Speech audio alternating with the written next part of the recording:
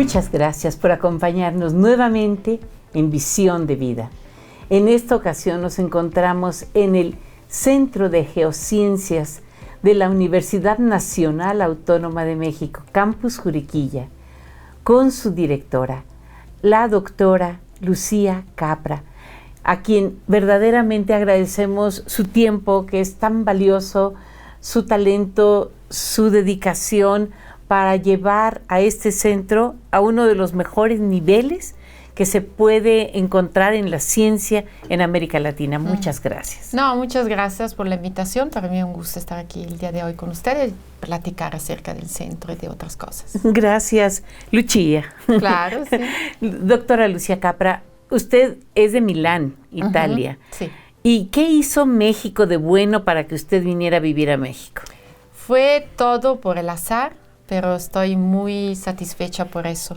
Yo estudié geología en la Universidad Pública de Milán y en ese entonces había un investigador de la Universidad Michoacana de Morelia realizando su estancia sabática y platicando con él y buscando yo una tesis para titularme. Me llamó mucho la atención lo que me contaba de la geología de México, de la necesidad de tener a más investigadores estudiando los volcanes de México. Entonces me decidí a viajar a México para hacer mi tesis de licenciatura. Y al regresar a Italia, después de graduarme, durante mi estancia en México había conocido otros investigadores de la UNAM. Y estando en Italia, después de graduarme y estando decidiendo qué hacer, recibí la postal de un investigador de la UNAM diciéndome que me quería ver pronto en México. Y simplemente con una postal yo agarré el avión y me vine a la UNAM. ¡Qué maravilla! A hacer el posgrado. La idea era solamente hacer una maestría y eventualmente un doctorado y después regresar a Italia. Y ya no regresé. Entonces, por eso digo que por el azar que al final me decidí venir en México, pero la verdad estoy muy contenta de esta decisión que tomé sin pensarlo mucho, la verdad. Entonces, a veces salen mejor las cosas sin pensarla y haciéndolas así con lo que uno es se una siente. Fortuna para México y en particular para Querétaro que usted esté aquí. Yo quisiera comenzar con esta pregunta. ¿Qué recomienda usted a las madres o profesores de niñas que quieren ser científicas? Acercarles al ambiente científico, hacerle ver que hay diferentes disciplinas que pueden permitir a una mujer realizarse, porque como mujeres nos sentimos, creo, muy realizadas cuando podemos trabajar en algo que nos guste. ¿Hay un techo de cristal en las ciencias? Hay un techo de cristal, claro que sí, y lo vemos. Porque nosotros, si vemos ahorita la licenciatura en Ciencia de la Tierra que tenemos aquí en el campus, yo creo que hay más mujeres que hombres. Hay más mujeres que hombres en licenciatura. En licenciatura. Y me atrevo a decir que también aquí en el posgrado, aquí tenemos maestría y doctorado, hay más mujeres. El problema es que cuando ya terminan sus estudios de licenciatura o de posgrado y nosotros anunciamos plazas, en mayoría llegan hombres.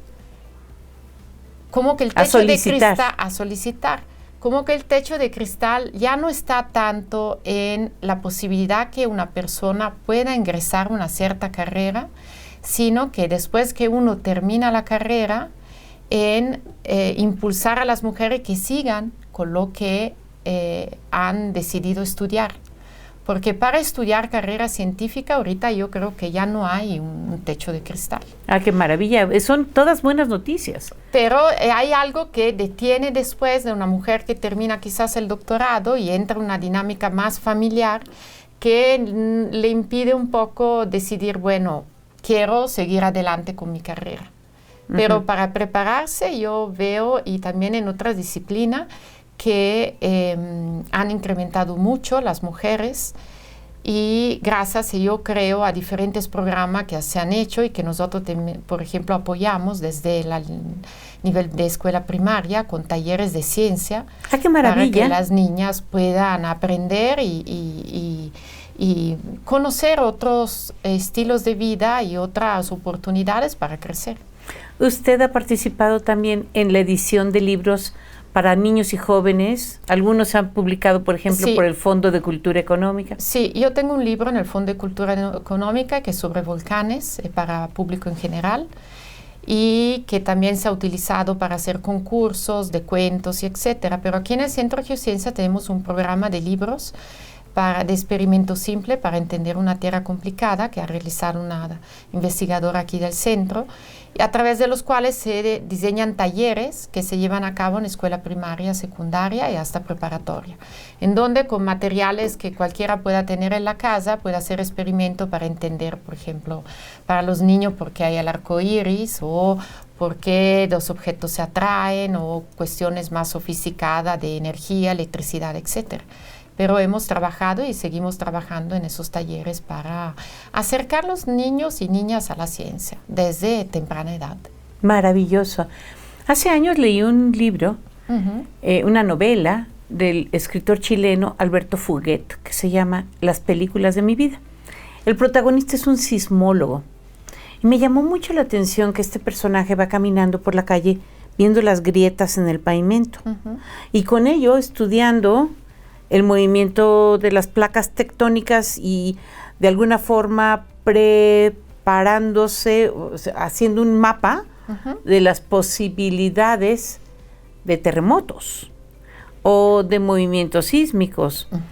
El protagonista vivió un tiempo en Chile y otro tiempo en California, que son dos zonas sísmicas. Sísmica, claro.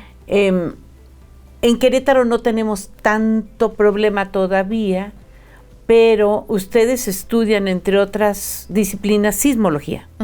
Sí, en Querétaro, de hecho, quizá no lo percibimos, pero sí también es una zona sísmica. De hecho, el centro es responsable de la red sísmica del estado de Querétaro. Tenemos una red de 10 estaciones sísmicas en todo el estado y ha habido varios enjambres, por ejemplo, en Cadereyta, en San Fandila. Son sismos que percibe la gente que vive ahí. Y como bien dice, la evidencia de esa actividad sísmica son fractura y falla que se pueden estudiar en el terreno. El otro grupo de sismólogos que tenemos aquí en el centro estudian los grandes sismos asociados a la zona de subducción y son los sismos que normalmente afectan en mayoría a la Ciudad de México. Sí. Algo muy importante que entender que los sismos no los podemos predecir. Podemos, digamos, estudiar los efectos superficiales de un sismo y que se ve reflejado en fallas y fracturas, estudiar los registros sísmicos de los sismos de los últimos 50 años, desde que tenemos redes de monitoreo, y entender la susceptibilidad que una zona pueda ser afectada con sismos de diferentes magnitudes. Y entonces, por ejemplo, en Ciudad de México, con base en eso, hay reglamento de construcción, porque como nosotros no podemos predecir un sismo, pero tenemos que mitigar sus efectos. ¿Cómo los mitigamos? Con la alerta sísmica, que permite que la gente que se encuentre por ejemplo, en pisos muy altos pueda tener el tiempo de bajar y ir a los centros de concentración. Y por otro lado, construir de manera adecuada las casas para que puedan resistir a sismos de cierta magnitud. Entonces, los sismólogos estudian la zona sísmica y su susceptibilidad, pero a la par los ingenieros lo que hacen son reglamentos de construcción para que no podemos detener un sismo. Si ocurre un sismo de magnitud 8, lo que tenemos que hacer es construir casas que puedan aguantar la aceleración debida a esos sismos. Entonces, Querétaro sí no está en un área de alta sismicidad, o sea, no está, cuando hay sismo en Ciudad de México de vez en cuando se siente, por ejemplo, aquí mi hijo un día estaba en las torres del 2017, cuando hubo sismo en Ciudad de México, estaban en Centro Sur y se lo sintió, o sea, se llegan a sentirse, aquí estamos en los pisos altos, pero no llegamos a tener daños por sismo que ocurran a lo largo de la costa pacífica. Pero recordemos que al principio del 1900 hubo un sismo de magnitud de 7.1 en Acambay. Acambay está muy cerca ya. Muy cerca.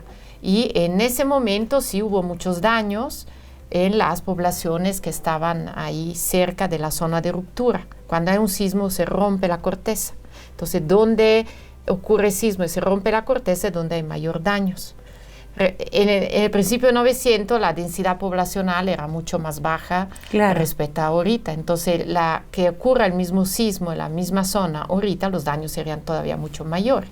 Porque también la otra cosa, no solamente construir de manera que puedan resistir a esos sismos, pero también no seguir construyendo zonas que son susceptibles a sufrir daño en caso de temblores, ¿no? Entonces es muy importante también un crecimiento, una planeación urbana de acuerdo a no solamente a sismo, a inundaciones, otros eventos naturales que quizá podamos monitorar mejor que un sismo, pero que de todas formas van a ocurrir.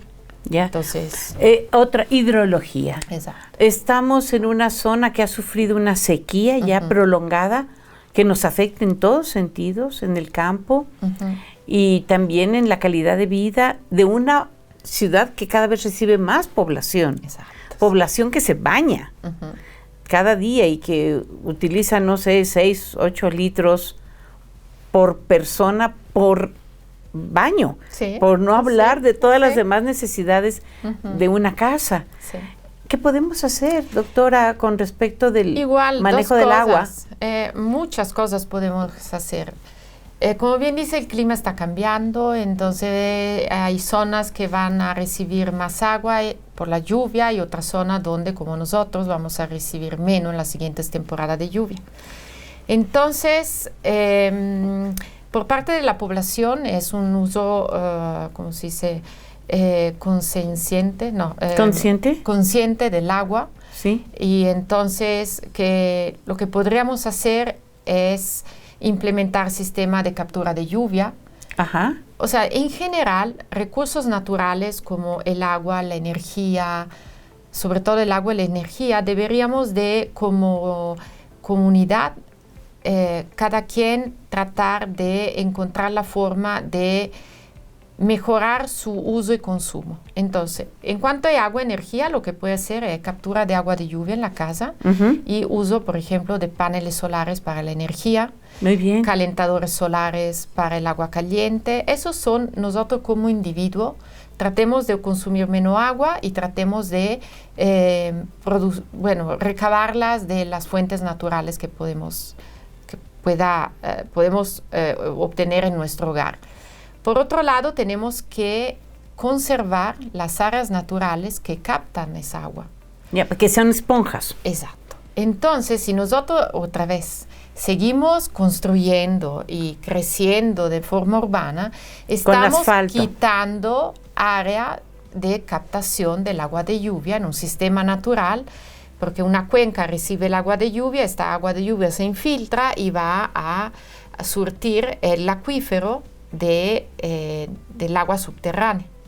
Entonces, si a lo mejor hace 50 años el agua subterránea en Querétaro la estábamos extrayendo a 20 metros de profundidad, ahorita ya la estamos extrayendo de 200 metros de profundidad, porque el acuífero ya está reduciéndose. Con otro problema que leí en su plataforma, en su sitio web, que es la localización, la identificación de minerales, algunos de los cuales pueden ser tóxicos para la salud humana.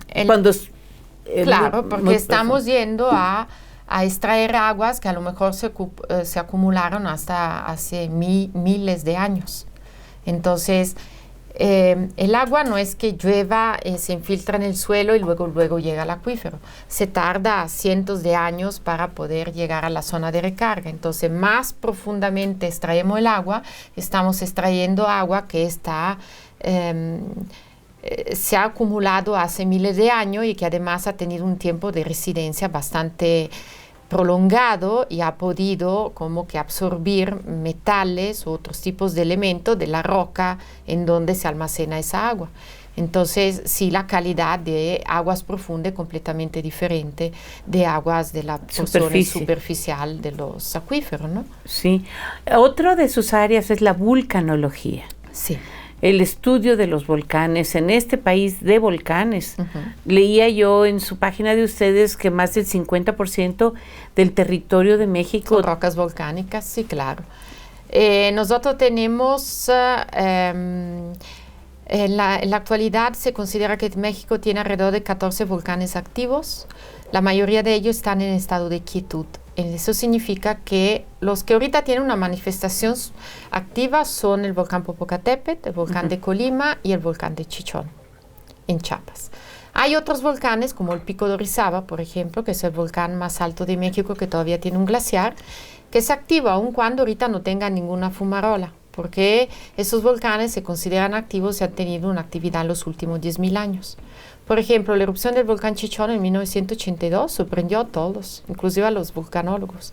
Era una lomita con algunas fumarolas. Se sabía que era un volcán activo, pero no se había estudiado su historia eruptiva. No se conocía qué tipo de erupción había tenido en el pasado.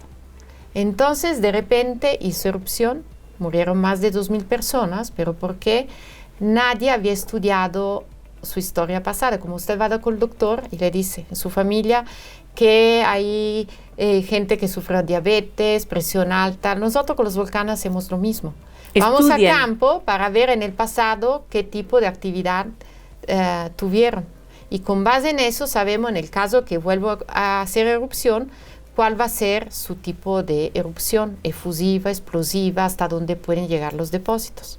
Por eso que lo que hacemos principalmente es estudiar la historia pasada de esos volcanes para saber en cuanto inicia una nueva crisis, cuál podría ser la zona de afectación y de ahí hacer mapa de peligro. Con respecto de la tierra de México, el territorio que tenemos ahora, ¿cree usted factible el nacimiento de un nuevo Paricutín? Sí, claro. Iba el campesino sí. arando su tierra y entonces dijo, vi el infierno, porque se asomaban de alguna manera las llamas, ¿verdad? Entre el surco y sus zapatos, bueno, sus guaraches se fundieron. Sí. El hule de los guaraches. Sí. Entonces corrió este campesino y dijo, es el infierno. De hecho, desde hace 2 años hay una actividad sísmica muy cerca del Paricutín y que se asocia a magma que está ascendiendo por la corteza. Entonces, ¿dónde nació el Paricutín? Es un campo volcánico monogenético donde hay 2.000 edificios similares al Paricutín. 2.000. Alrededor de 2.000, que se han formado a lo largo de los últimos 40, 50.000 años, más o menos. Porque apareció el Paricutín hace 80. Exacto. Bueno, menos. Y esos volcanes hacen erupción una vez, se quedan activos unos pocos años y después se apagan. Pero por debajo hay una fuente de magma muy grande, a profundidades de entre 20 y 10 kilómetros, que pueden volver a reactivarse y mandar otro pulso de magma. Como en la Gran Canaria, ¿no? Exactamente. En La Palma de la Gran Canaria, hace un par de años, hubo estas erupciones terribles. Entonces, otra labor que hacen los sismólogos es estudiar esta sismicidad, porque dependiendo del tipo de sismicidad, puedo entender el proceso que la está provocando.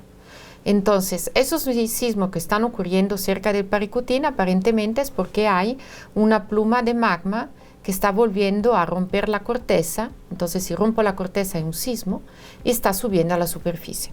Por el momento está todavía a varios kilómetros de profundidad. Entonces, no hay, digamos, la amenaza muy cercana de que crezca un nuevo volcán, pero de que vuelva a crecer, por supuesto que sí. ¿Cómo hace una científica como usted para dirigir un centro de investigación y al mismo tiempo preparar estos artículos de divulgación científica o una ponencia, o organizar un coloquio, un congreso, un seminario?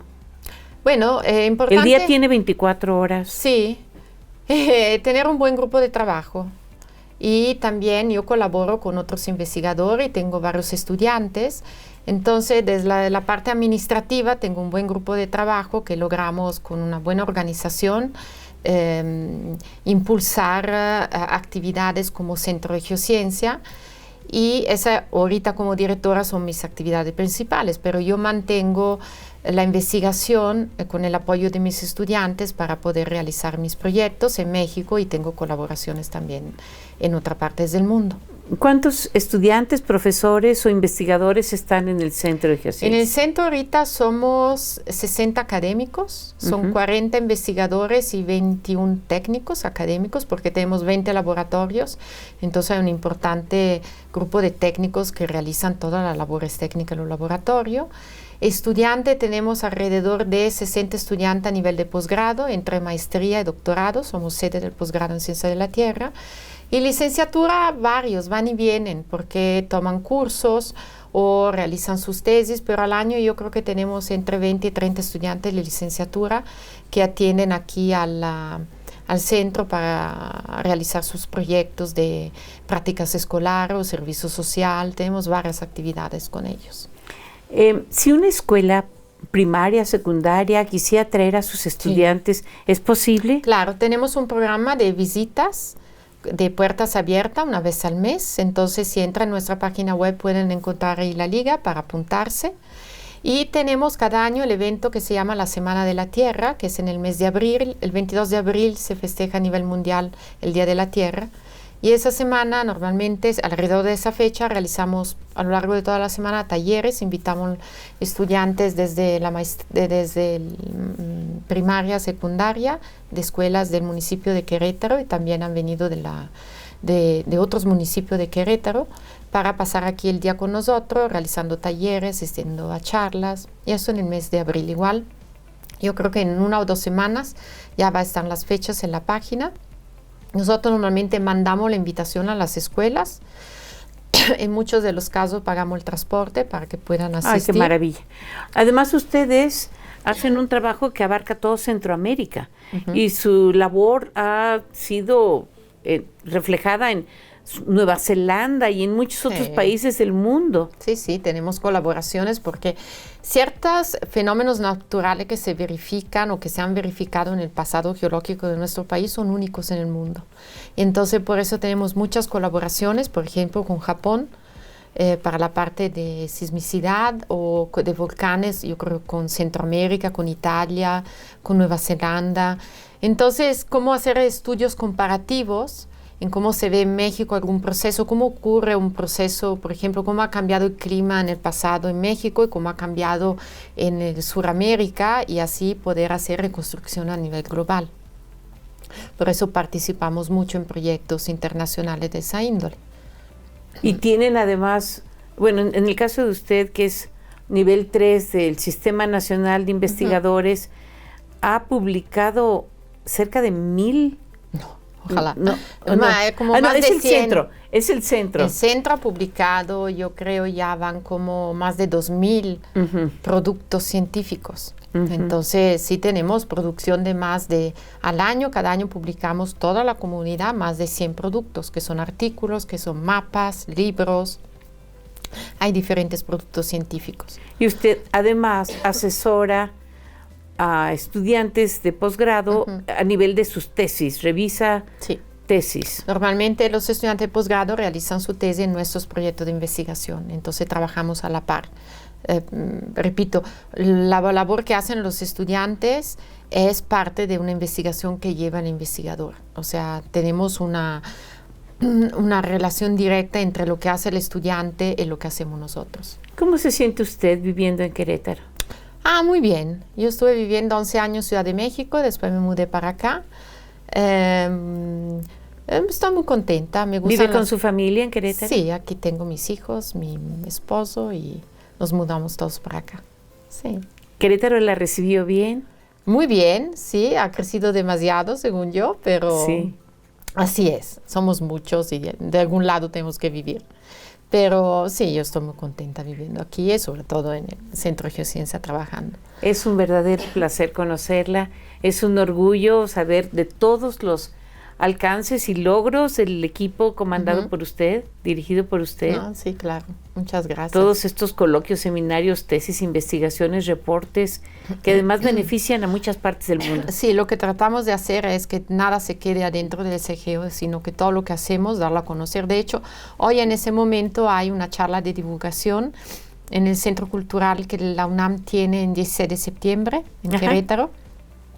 Ahí una vez al mes damos charlas de divulgación. La idea es dar a conocer lo que hacemos para que haya una percepción de la importancia de la investigación científica reflejada en el día a día de cada persona.